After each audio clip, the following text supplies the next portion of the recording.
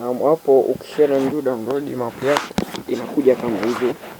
Cha kufanya hapo inabidi hiyo map yako unaigusa mamoja hii hapo. Mfano sisi hapo hiyo ni ya Tanga. Sio Tanga tu alu, ni Tanga hiyo. Unabonya option ya pili. Extract hiyo. Option hiyo. Hii ngoja niweke vizuri.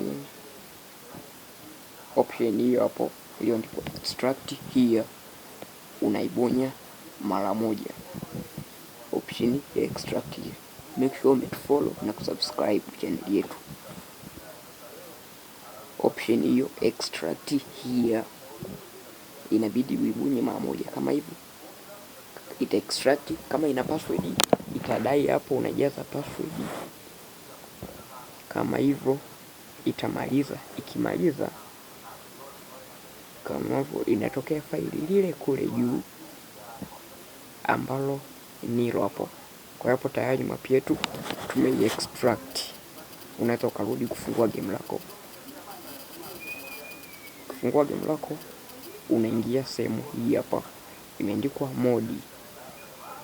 Sehemu yenyewe iliyoandikwa modi ni hapa. Hiyo hapo unaibonya mara moja kama hivyo. Utakuja kwenye option hii hapa imeandikwa map. Option iliyoandikwa map hii hapo. Hii hapo utaigusa mara moja.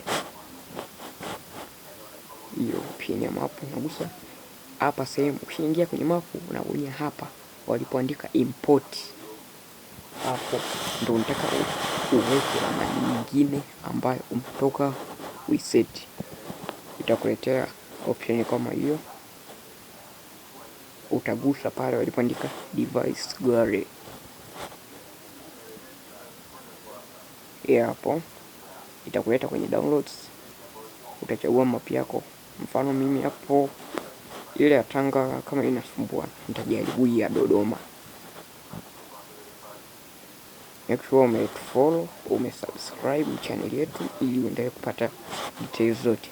Hapo utachagua option yoyote. Baada ya kuigusa map yako utachagua option yoyote. Hapo cha kuzingatia, ngoja nirudi tena nianze upya. Utabonya hapo.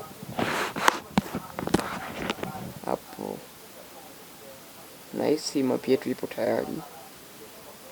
Ili kuitumia inabidi ubonye sehemu hii wameandika play. Ukisha iweka na unaikutumia sasa, unabonya hii sehemu aliandika play. Hata muda mwingine ukitaka kutumia map kucheza, unaingia sehemu hii waliandika modi, unaingia map, unaichagua map, unabonya play.